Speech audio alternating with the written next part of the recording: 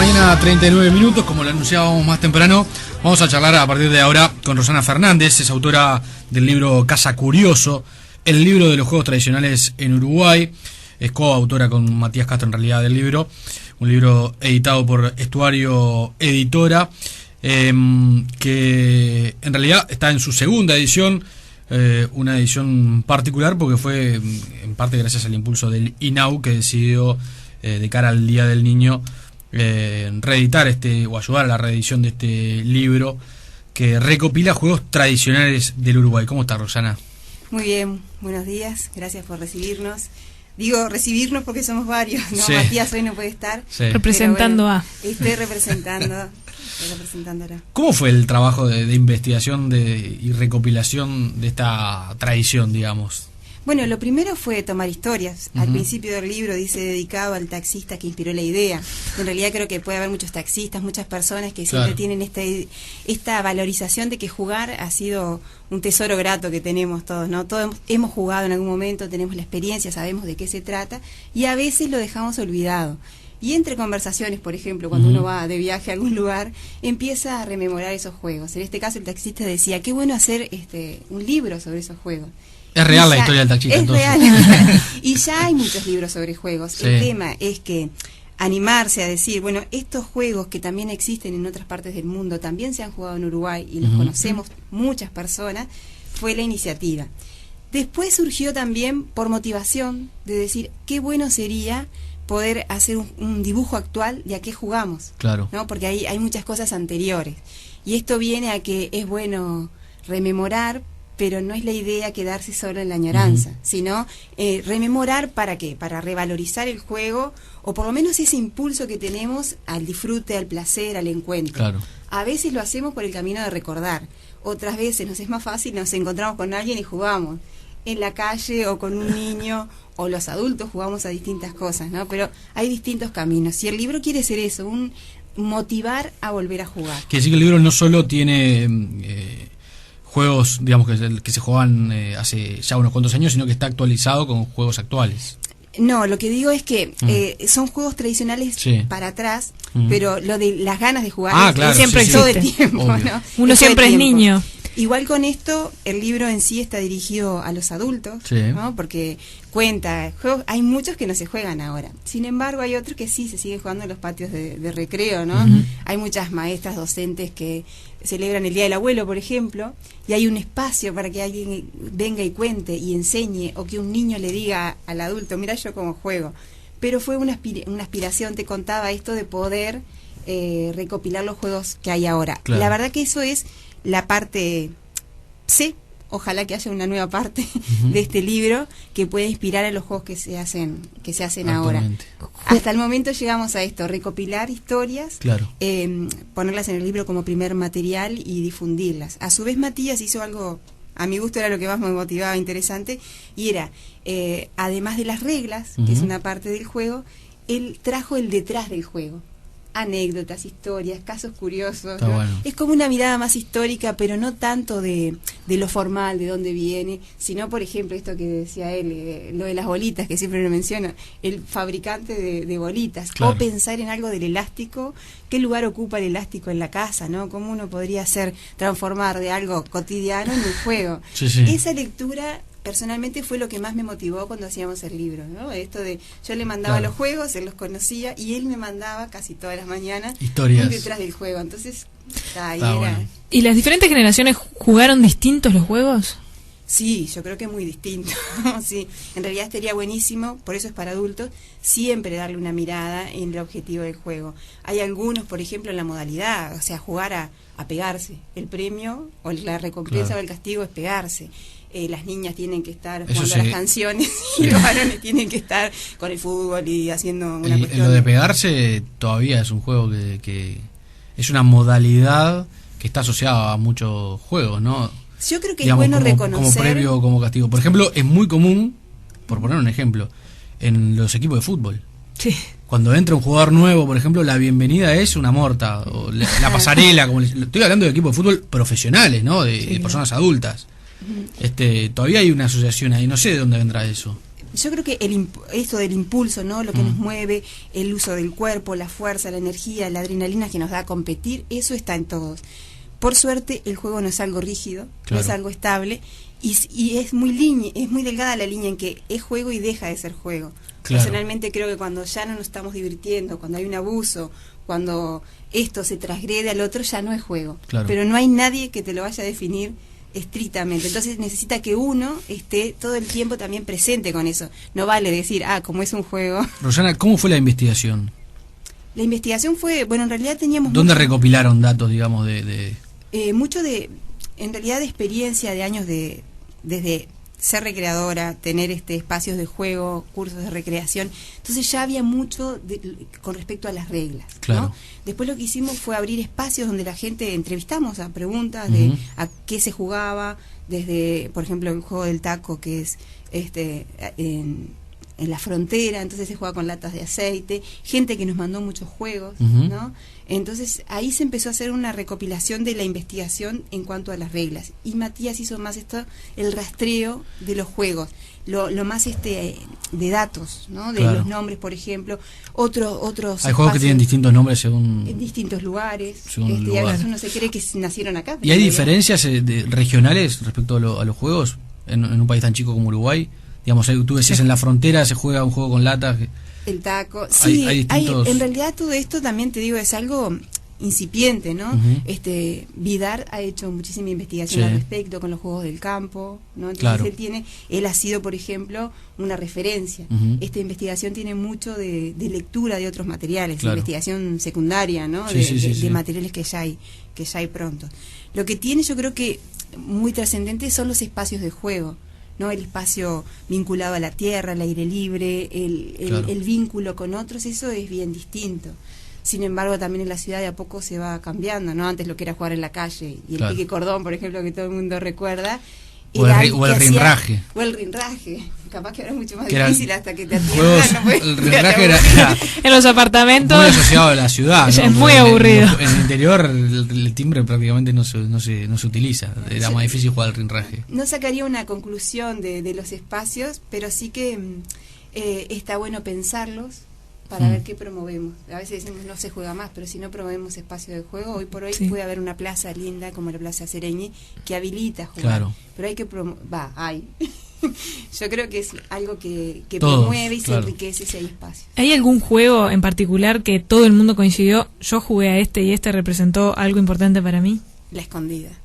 La escondida es un clásico.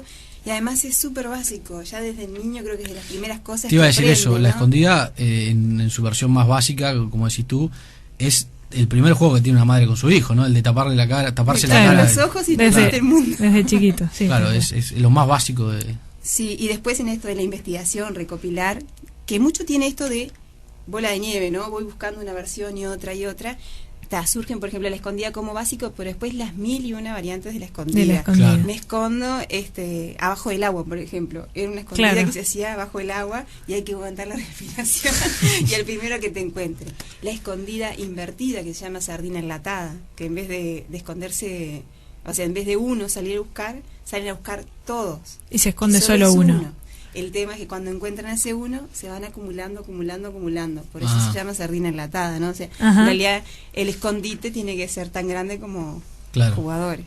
¿Y cuál fue el juego más antiguo que encontraron en esta recopilación? Digamos que descubrieron que se juega hace más tiempo, digamos. Está difícil ese, pero el trompo, por ejemplo, se ha descubierto que hay piezas de trompo bastante antiguas, la rayuela también, la payana, y todos los juegos que tienen que ver en algún costado como con algo ceremonial, no sabemos en realidad si es juego específicamente, pero sí que hay una presencia. Por ejemplo, no te olvides que esto de la rayuela, ejemplo, ¿no?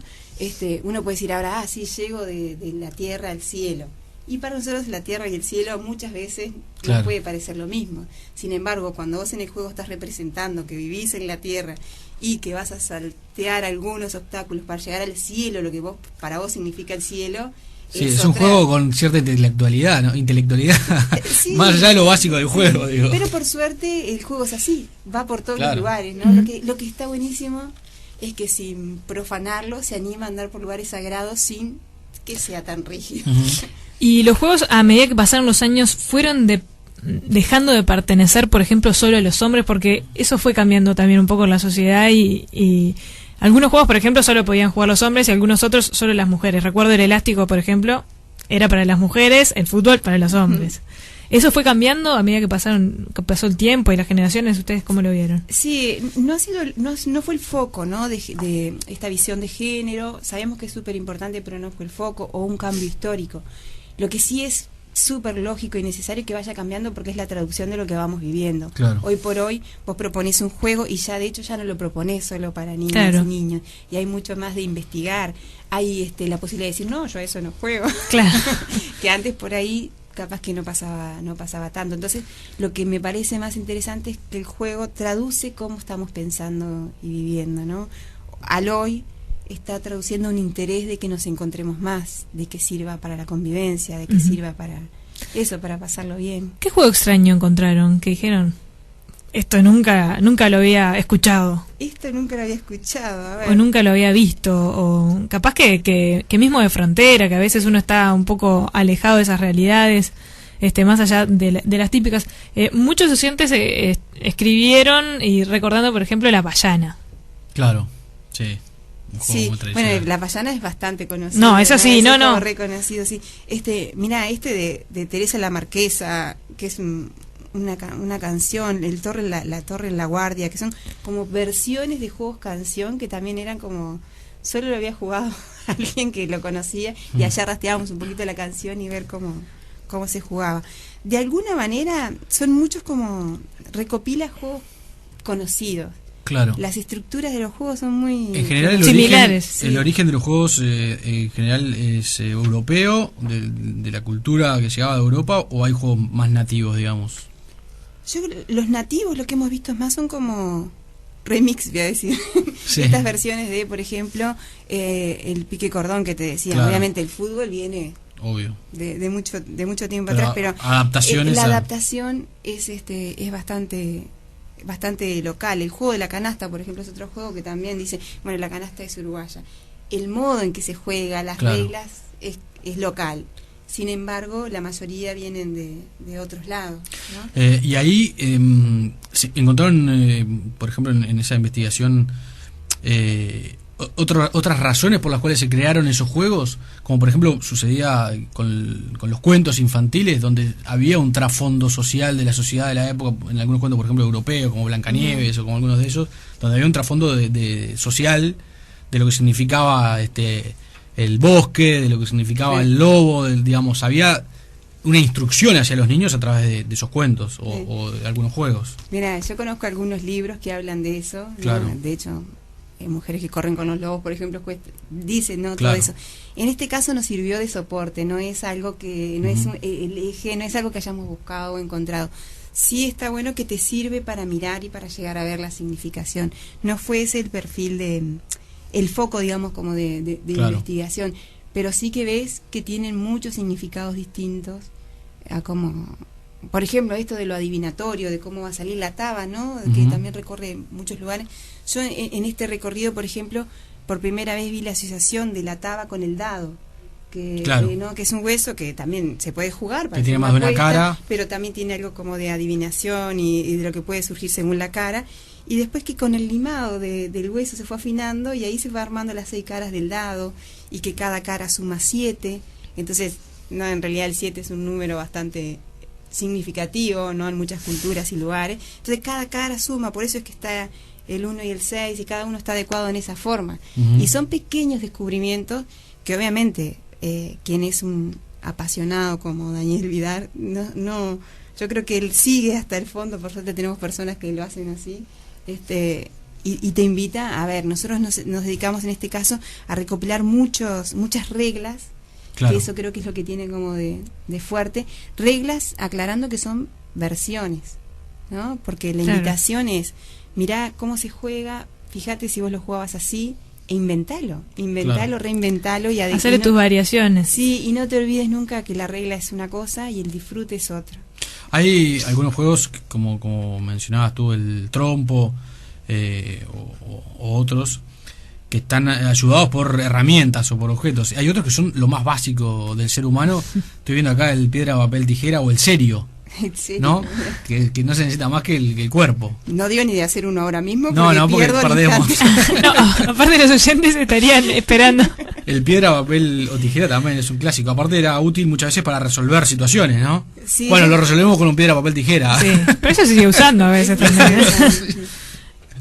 Si encuentro un valor así sustancial de lo que transmite este libro, es que en realidad para jugar no se necesita nada más que a veces las ganas y una rayita en el piso, un movimiento de mano. Entonces, obviamente es lindo recibir un regalo, es lindo dedicarle al otro un tiempo de pensé en vos y qué es lo que te voy a traer, pero a su vez no es lo único. O sea, si yo quiero jugar, lo puedo hacer, está a la mano. Y esos objetos que se usan muchas veces también son básicos que provienen a veces de la casa, de las cosas más simples, como vos decías.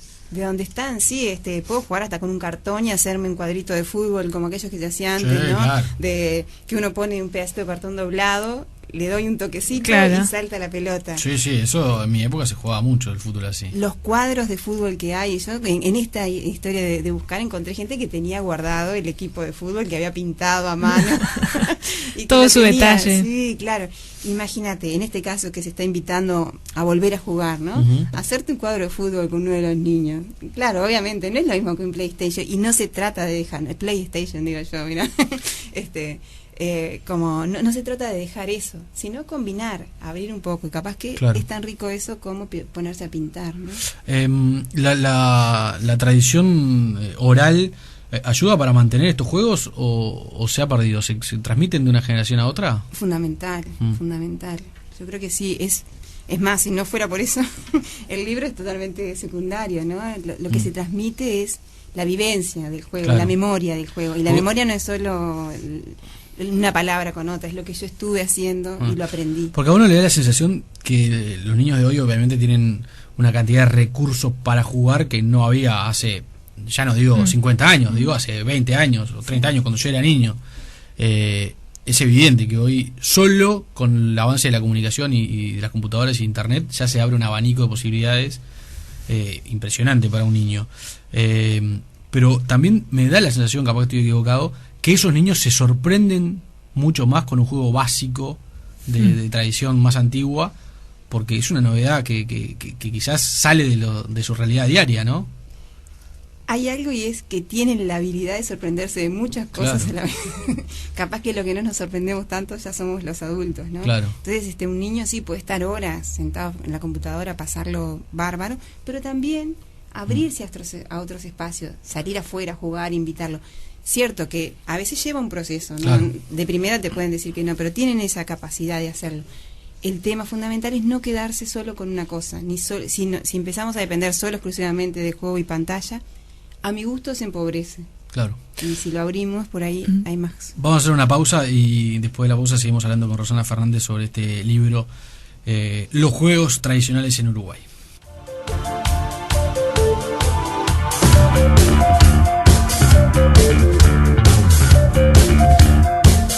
De la mañana en punto, estamos hablando de juegos tradicionales en Uruguay, con este libro Casa Curioso, escrito por Matías Castro y Rosana Fernández.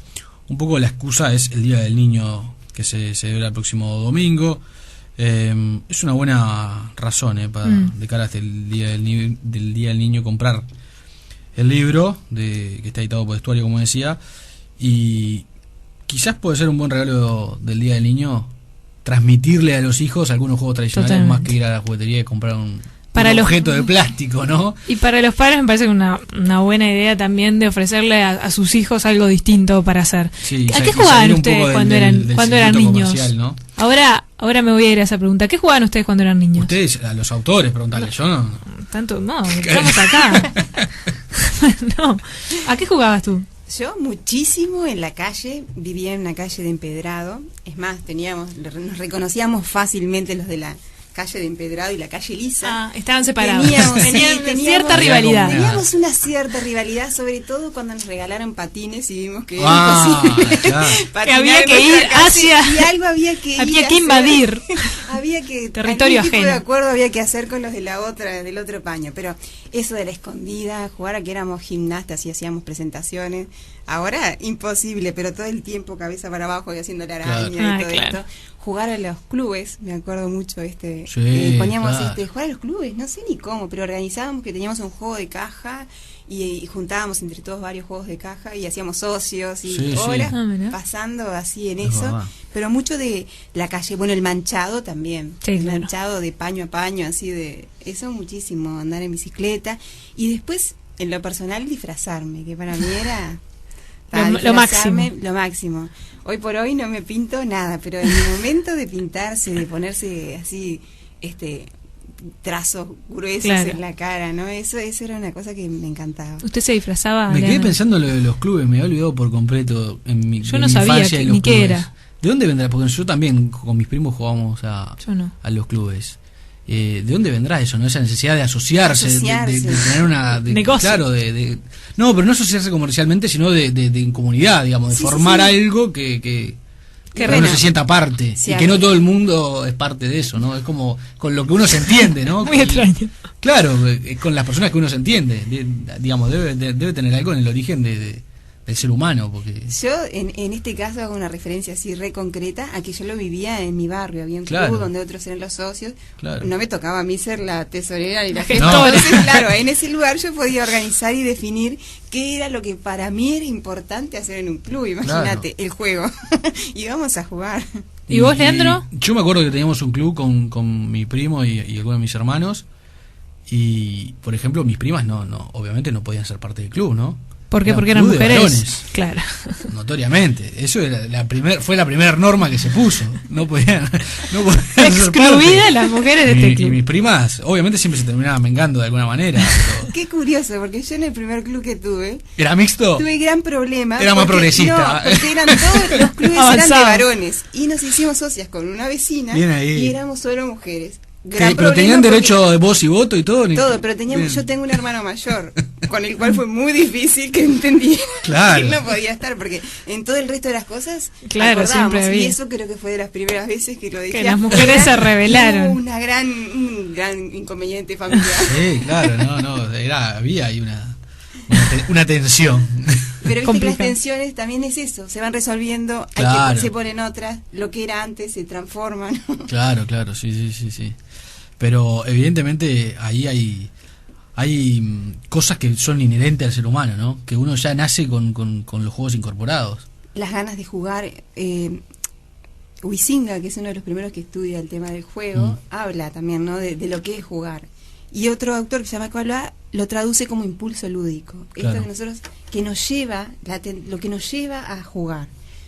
El tema es que, claro, a veces no lo distinguimos, impulso lúdico, hoy por hoy, porque está canalizado en otras cosas, en lo de los espectáculos, en todo el tiempo comprar cosas. Entonces, como que se nos va perdiendo la claridad de ese impulso lúdico. Pero sí que tenemos ese impulso lúdico comprobado científicamente.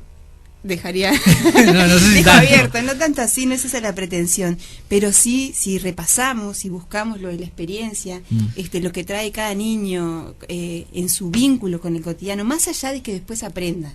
Hay un valor del juego en sí mismo, de vida, de relacionarse con otros, de estar presente, que tiene que ver con el juego. Además de todo eso, nos enseña montones de cosas. Bueno, a eso iba también, ¿no? Los juegos como herramienta para aprender, para empezar a relacionarse, para respeto, aprender las normas de los juegos, cómo no pueden violarse esa norma, o se violan y... Sí, yo creo que el juego no es ingenuo tampoco, ¿no? A través del juego también uno puede adormecer pila de situaciones, puede esto de ponerlo como pantalla de algunos prejuicios que tenemos, entonces en favor del juego, bueno, son solo de varones. Tiene eso, no tiene como conciencia de lo que está haciendo. ¿Le podemos pedir a un niño que tenga conciencia de lo que está haciendo? No creo que sea el rol, el niño lo tiene en su estado más natural. El tema es que nosotros convivimos y generamos espacios que habilitan juegos, ¿o no? Entonces, sabiendo eso, creo que la clave sería encontrar qué nos mueve, qué cosa nos queda del juego, de ese impulso lúdico que no ha sido tan adoctrinado, digamos, o que no está tan adormecido, para generar ese vínculo de nuevo, entender al otro cuando está jugando, transmitirse desde otra forma. Ahora, de alguna manera, o antes, los juegos eran hasta edades más avanzadas que ahora. O sea, ahora capaz que los niños dicen, jugar a, no sé, a la payana, no voy a estar con 13 años jugando a la payana. Eso cambió un poco también, ¿verdad? Sí, siempre va cambiando eso, ¿no? Porque nos da vergüenza. Bueno, hay Claro. edades donde ya sabes de todos modos que la regla, la norma, es un poco transgredir y pasarse de esos lugares que tienen que ver con lo que está establecido. Pero en mi experiencia te digo que, por ejemplo, en los cursos de recreación con adultos, irónicamente, uno Es muy dice, ¿cómo divertido. puede pasar Sí, claro. que uno venga a un curso para divertirse? O sea, Claro. y sí, sucede así, porque no tenemos muchos espacios. Y jugar entre adultos, cuando realmente jugás Sí. en un espacio de encuentro, es maravilloso, es maravilloso. Tenés como objetivo enseñar formas de juego, técnicas, recopilación, pero al final el valor más importante es que jugamos con otros adultos sin... a veces nos lleva un ratito sacar las posturas, ¿no? Sacar claro. las tensiones, yo tengo que ser así, o sea, pero lo lindo también es que habilita rápidamente, por ejemplo, ¿no? Sin pedirle al juego que sea una herramienta educativa tan exigente. Yo sé que cuando uno plantea algo de juego que tiene que ser adecuado también, ¿no? Uno no puede invadir con el juego, Claro. pero si es adecuado, habilita que vos rápidamente te encuentres con el otro. Te incorpores. Sí, en mayor confianza, en mayor disponibilidad. ¿Cuán importantes son las reglas en los juegos? Y la violación de las reglas. Las reglas. A veces son poner las fundamentales. reglas es una excusa para poder violarlas, ¿no? Sí, claro. Hay mucho de eso también, ¿no? Y la trampa. Sí, la trampa es como decir, claro, el juego no es el centro de la trampa, pero la trampa le hace al Es juego. parte del Claro, juego, claro. es lo más sí, divertido. sí, Le hace al juego. Y el buen jugador Mm. sabe de las reglas, Sabe las manejarla tiene bien claras y la trampa. y juega con eso. Y también eso sabe hasta dónde va, Claro. ¿no? En esto que decíamos hoy, hasta dónde juego y hasta dónde no. Pero hay juegos que se van transformando y se van transformando las reglas, ¿no? Estábamos jugando, no sé, a la escondida y entre Claro. medio empezamos a hacer otra cosa más. Se nos fue el que estaba escondiendo y empezamos a hacer una pulseada. Claro, sí. Bueno, capaz que ese no es el mejor ejemplo, pero me refiero a que las reglas van cambiando. Entonces también hay un poco de eso, ¿no? Claro. Hay una cosa bien importante también, y es que uno juega mientras el otro realmente está jugando contigo. Es un contrincante válido, digamos, ¿no? Que vos no sabés cómo va a terminar. O sea, si vos ya sabés que vas a perder, no tiene gracia. Sí, Obvio. Me retiro. Eso decía un compañero. Era fabuloso, decía que jugaban. Cuando veían que el cuadro no estaba equilibrado, decían, hasta acá, hacemos de nuevo los cuadros. Claro. Porque habían perdido la gracia de Sí, creer. eso pasa en el deporte muchas veces, que cuando vos haces un equipo de fútbol y ves que lo estás goleando 10-0, ya... Pierde la gracia Sí. incluso para el que va ganando. Claro, para el que va Sí, sí. ganando, cambio. El mejor va para el otro lado y ahí se equilibra. Pero eso te lo habilita el juego del campito, ese que Claro. te permite dialogar más. Hay otras cosas más claro. estructuradas. Y modificar por las ejemplo. reglas, claro. Claro, y esto Por de la ejemplo, modificar, no, que ah, más estructurado, me refiero a un partido de fútbol que tiene comienzo y Claro. fin. Y y Sí, que claro. vos no, No, claro, que ahí es imposible. No, es imposible. Rosana, el libro está en una segunda edición y está ahora en las librerías, se puede conseguir. Está en las librerías. La verdad que fue también un grato reencuentro con el libro, porque ahora tiene un nuevo reordenamiento. Antes era un libro un poquito más formal, ahora es cuadrado, es más manuable, los dibujos son un poquito más grandes, los dibujos con un estilo Tiene ilustraciones, retro, sí, tiene ilustraciones. de los distintos juegos. Y están agrupados de una manera que te habla, por ejemplo, juegos que se juegan solo con tierra, piedras y palitos, Ujú. rondas y cantos. Que Sí. eso hay muchísimo. Juegos para el recreo. Juegos para el recreo, que puede ser patios y recreo, el patio de la casa, el Claro. patio de la escuela mismo, pero también el patio de un centro, el patio de un hogar, ¿no?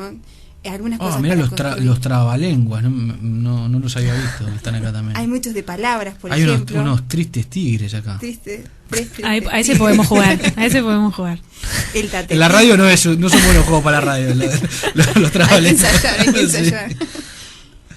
Y muchas canciones. Hay unos, por ejemplo, que les pusimos todo terreno, porque en realidad uno puede jugar en cualquier lugar. circunstancia y lugar. Y ese es el ordenamiento que tiene ahora el libro, y fue grato encontrarnos de nuevo con Y hay un agregado respecto a la primera edición de 2 juegos. Sí, fundamentales por cuestiones de tiempo y organización. No habían estado nada más ni nada menos ¿Qué? que la rayuela. La rayuela. La rayuela. Y el valero. Dos Los teníamos clásicos. recopilados en los juegos y bueno, por distintas circunstancias no estuvieron. Entonces, hasta desde lo personal queríamos que saliera una Claro. nueva Una nueva edición edición para sumarlos. Sí, también para esto, porque es una construcción en realidad. Y seguramente faltan muchísimos, hay muchos más juegos, hay mucha más historia que recopilar, como les decía, versiones también. Claro. Que es la segunda parte. Ojalá que algún día se pueda hacer eso en vivo y en directo de los juegos de ahora. En principio, para poder acercarse a este libro de estos juegos, en cualquier librería, ¿verdad? En cualquier librería, sí. Con la reedición, como ustedes contaban, el INAU tuvo una propuesta que con esto es hora de jugar y nos facilitó que se pudieran reeditar y que sea accesible también. Eso ¿Cuál es el precio? Importante. Las librerías, pero 390 pesos. Aproximadamente. Sí, que si no era un libro bastante más caro, ¿no? Entonces, eso facilita mucho, Sí, claro. es accesible. Entonces eso nos dejó como contentos también en esto de poder acercar el libro a distintos lugares. El libro se llama Casa Curioso, el libro de los juegos tradicionales en Uruguay, escrito por Matías Castro y Rosana Fernández. Reitero que es una buena recomendación de cara al Día del Niño, de salir un poco del circuito clásico más comercial y capaz que el regalo sea transmitir algunos juegos que a los hijos que se han perdido. Y si no, acompañar, porque acompañar. jugar y estar También. ahí es insustituible. ¿Por qué no? Claro. Así regale lo que sea, estar ahí, disfrutar Exacto. un ratito es insustituible. Rosana, gracias por haber venido. Bueno, gracias por la invitación. Muchas gracias.